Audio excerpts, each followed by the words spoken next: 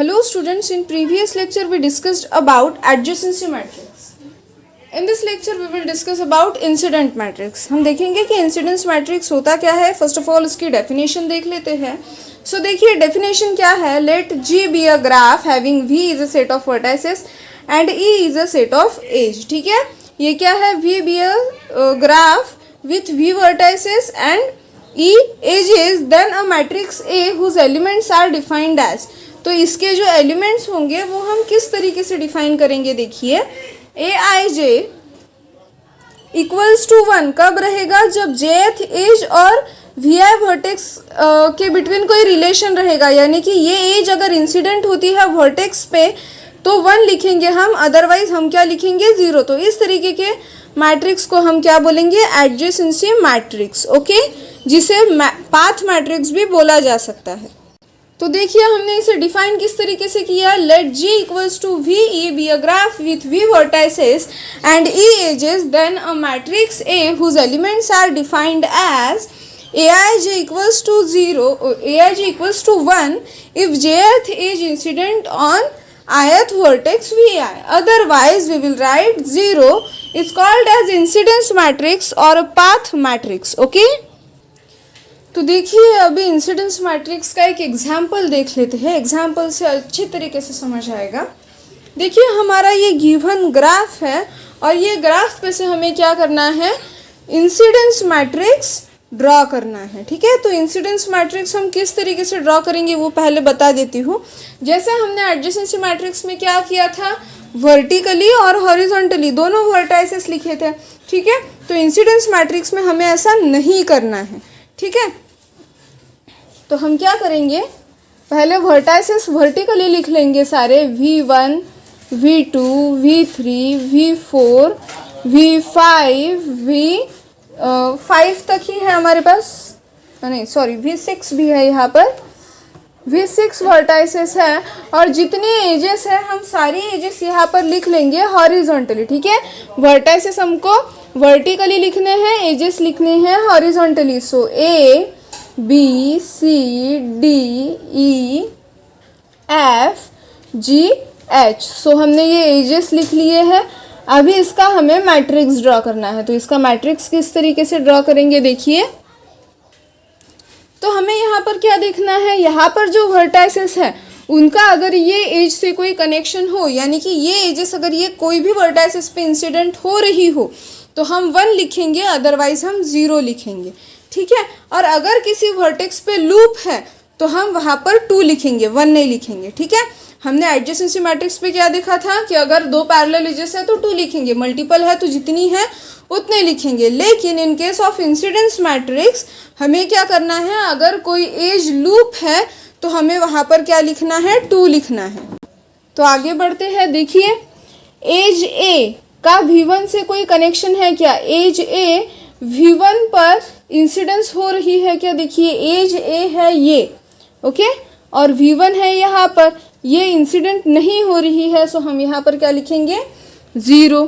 ठीक है, अब बेसिकली हमें क्या करना है, हर एज काउंट करने से अच्छा है या हर एज के लिए चेक करने से अच्छा है जितनी एजेस इंसिडेंट हो रही है वहाँ पर 1 लिख दीजिए और जो रिमेनिंग है वहाँ पर सारी जगह 0 लिख दीजिए. ये शॉर्टकट है इसका.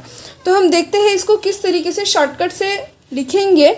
हमें क्या करना है, देखिए एज ए जो है वो कौन से वर्टाइसेस के बिटवीन है, या ऐसे देखेंगे हम कि V1 वर्टेक्स जो है वो उस पर कितनी एजेस इंसिडेंट हो रही है, 2. पहली तो D और दूसरी F. तो D के कॉलम में हम लिखेंगे 1 और F के कॉलम में भी हम लिखेंगे 1. नेक्स्ट वर्टेक्स V2 के लिए देख लेते हैं. वर्टेक्स V2 पर कितनी एजेस इंसिडेंट हो रही है, 4 एजेस.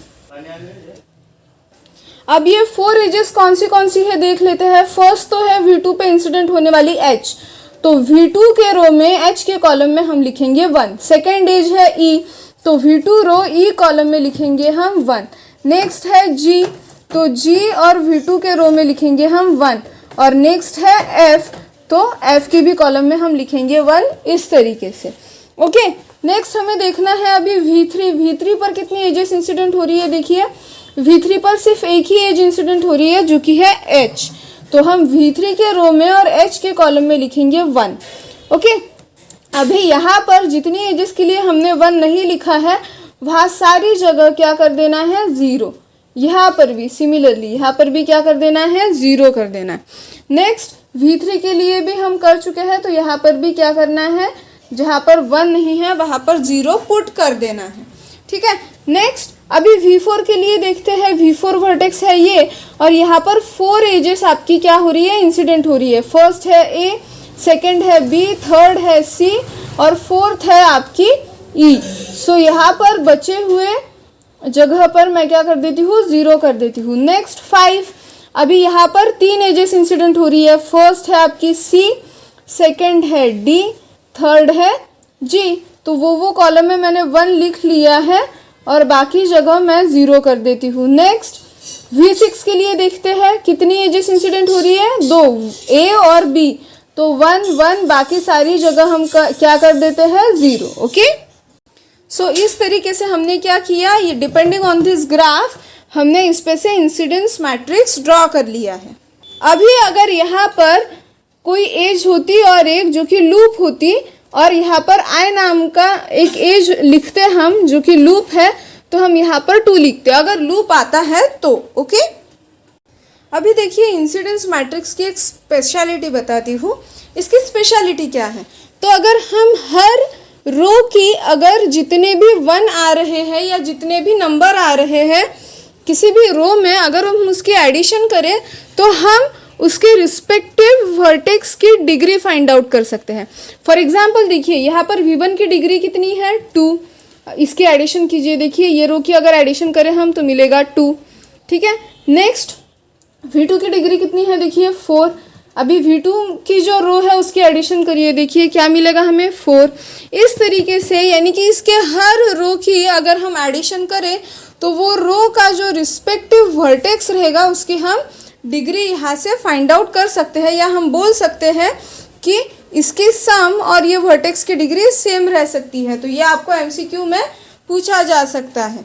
ठीक है, नेक्स्ट कि हर कॉलम की जो समेशन है वो रहेगी 2। कोई भी कॉलम कंसिडर कीजिए, ठीक है, तो उसकी समेशन क्या रहेगी हमारी 2। नेक्स्ट अगर ऐसा कोई वर्टेक्स रहता है जिसमें सारे 0 है, ठीक है, जिसके पूरे रो में सारे के सारे 0 है, एक भी 1 नहीं है, तो इस तरीके के वर्टेक्स को हम क्या बोलेंगे, आइसोलेटेड वर्टेक्स। क्योंकि आइसोलेटेड वर्टेक्स को कोई भी एज अटैच नहीं होती, और हम लिखते टाइम तो यहाँ पर सारे ही वर्टाइसेस लिखेंगे। ओके, अगर अभी हमने क्या किया, ग्राफ पे से इंसिडेंट मैट्रिक्स ड्रॉ किया, लेकिन अगर हमें इंसिडेंस मैट्रिक्स गिवन है और उस पे डिपेंडेंट हमें क्या करना है, उसका ग्राफ ड्रॉ करना है, तो हम ये कर सकते हैं जिस तरीके से हमने एडजेसेंसी मैट्रिक्स का किया था। तो उसका भी हम एक एग्जांपल देख लेते हैं। देखिए अभी ये है हमारा गिवन इंसिडेंस मैट्रिक्स, और डिपेंडिंग ऑन दिस मैट्रिक्स हम क्या करेंगे, एक ग्राफ ड्रॉ करेंगे। ओके, अभी ग्राफ इंसिडेंस मैट्रिक्स से ड्रॉ करते टाइम हमें देखिए क्या देखना है, ये है हमारी सारी एजेस, 9 एजेस है और 5 हमारे वर्टाइसेस हैं। तो जो जो होते जाएंगे हम वो टिक करते जाएंगे। ठीक है, तो फर्स्ट एज देखेंगे हम। फर्स्ट एज अभी देखिए हमने अभी इसमें जब मैंने ऑब्जर्वेशन बताया था तब क्या बताया कि जो कॉलम है उसमें 2 1 रहेंगे, हर कॉलम में 2 1 रहेंगे, और जो 2 1 जो वर्टाइसेस के कॉलम में रहेंगे वो वर्टाइसेस के बिटवीन रहेगी वो पर्टिकुलर एज। ग्राफ देखते टाइम आपको समझ आएगा अच्छे से। देखिए क्या करते हैं हम, अभी 1 एज लेंगे, ठीक है, 1 नाम की एज लेंगे। अभी ये एज कौन से वर्टाइसेस के बिटवीन है ये कैसे फाइंड आउट करेंगे, ये कॉलम में 1 कहाँ पर है, देखिए ये 1 है और ये 1 है, यानी कि A और B वर्टेक्स।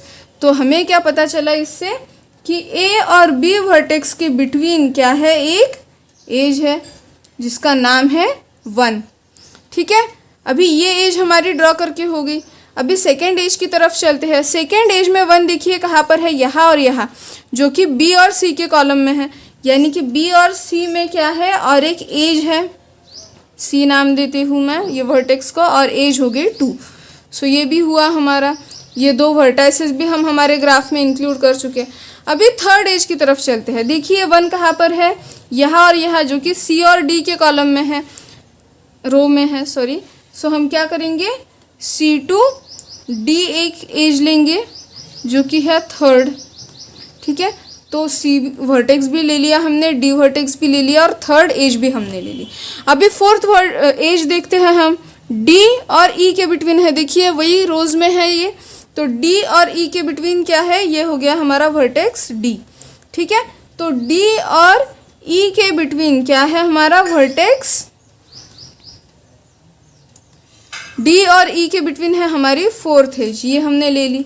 अभी फिफ्थ एज की तरफ चलते हैं। फिफ्थ एज कौन सी है हमारी, देखिए फिफ्थ एज C और E के बिटवीन है, C और E के बिटवीन है हमारी फिफ्थ एज। सो ये मैंने ड्रॉ कर ली है, हमने वर्टेक्स E भी ले लिया है। अभी सिक्स्थ वर्टेक्स देखते हैं, कौन से वर्टेक्स इसके बिटवीन है, देखिए A और E, A और E के बिटवीन जो एज है वो कौन सी है बोल रहे हैं, सिक्स्थ है, तो सिक्स्थ हमने ले ली। अभी सेवेंथ देखिए 1 है A और D के रो में, तो A to D है सेवेंथ हमारी age. So A to D हम क्या कर लेते हैं, एक सेवेंथ एज ड्रॉ कर लेते हैं, ये है हमारी सेवेंथ एज। तो देखिए हमने सेवेंथ एज भी यहाँ कवर कर ली है। नेक्स्ट हम देखेंगे एज एट्थ, ठीक है, जो कि है वर्टेक्स B और E के बिटवीन। सो B है हमारा यहाँ पर और E है यहाँ पर, ये हुई हमारी एट्थ एज, ठीक है, ये भी हम कवर कर चुके हैं। अब नाइन्थ देखते हैं, कौन से दो वर्टेक्स इसके बिटवीन है, A और C। सो A और C के बिटवीन एक है आपकी एज जो कि है 9, ओके। तो हम नाइन्थ एज भी इसमें कवर कर चुके हैं। तो इस तरीके से हमने क्या किया, इंसिडेंस मैट्रिक्स से एक ग्राफ ड्रॉ किया है, ठीक है। अभी हम देख लेते हैं कि अगर किसी ग्राफ में लूप आता है तो हम किस तरीके से करेंगे। तो उसका एक सिंपल सा मैं ग्राफ ले लेती हूँ। ये ग्राफ हुआ मेरा वर्टेक्स A, B और C, ठीक है। इसमें मैं एज लेती हूँ E1, E2 और E3, ठीक है, इस तरीके से। अभी मैं वर्टेक्स वर्टिकली लिख लेती हूँ A, B और C, और एजेस हॉरिजॉन्टली लिख लेती हूँ E1, E2 और E3। अभी मुझे इसका क्या करना है, मैट्रिक्स ड्रॉ करना है, और A वर्टेक्स पे क्या है मेरा, लूप है। तो लूप क्या रहेगा, मेरी लूप भी एक एज रहेगी। सो मैं यहाँ पर लिख लेती हूँ, आपको इजीली समझ आए इसलिए हमें ये लिखना नहीं है, बस आपके समझने के लिए मैंने ये एक एज ड्रॉ कर ली है। E4 क्या है हमारा, लूप। सो E1 जो एज है वो A और B के बिटवीन है। अभी सबसे पहले हमें देखना है कि A पर कितनी एजेस इंसिडेंट हो रही है, E1 एंड E2। सो हम यहाँ पर लिखेंगे 1, और जो थर्ड एज है E4 हम यहाँ पर लिखेंगे 2, क्योंकि ये लूप है और लूप की जो हम डिग्री काउंट करते हैं वो हमेशा 2 करते हैं। नेक्स्ट यहाँ पर 0 लिखेंगे जो बचा हुआ है। नेक्स्ट क्या करेंगे हम, B वर्टेक्स के लिए E1 और E3 1 है, बाकी सारे 0 लिख देंगे। C के लिए E2 और E3 क्या है, E2 और E3 1 है, बाकी सारे हम 0 लिख लेंगे। इस तरीके से अगर लूप आता है तो हम वहाँ पर 2 लिखेंगे, ओके। तो देखिए हम MCQ बेसिस भी थोड़ा देख लेते हैं कि अगर आपको इंसिडेंस मैट्रिक्स दिया गया है और उसमें से आपको बोला जाए कि क्या करना है, आपको लूप कौन से वर्टेक्स पे है फाइंड आउट करना है, तो क्या करोगे, जहाँ पर 2 है वो सर्च करना है, यहाँ पर नहीं है कहीं भी 2, तो इस ग्राफ्स में लूप नहीं रहेगा। जहाँ पर 2 है वो कौन से रो में है देखना है, और वो वर्टेक्स पे रहेगा हमारा लूप। अगर हमें पैरेलल एजेस फाइंड आउट करने के लिए बोला जाए तो पैरेलल एजेस किस तरीके से फाइंड आउट करनी है कि एज देखना है, और किसी भी एज में जो आपका 1 है वो अगर वर्टेक्स के सेम पोजीशन पे हो तो वो 2 पेयर होंगी हमारी पैरेलल एजेस, ओके। तो इस तरीके से हमने इंसिडेंस मैट्रिक्स में देखा कि ग्राफ से मैट्रिक्स कैसे ड्रॉ किया जाता है, मैट्रिक्स से ग्राफ किस तरीके से ड्रॉ किया जाता है, और अगर लूप हो तो उसे हम किस तरीके से इंडिकेट करेंगे, ओके।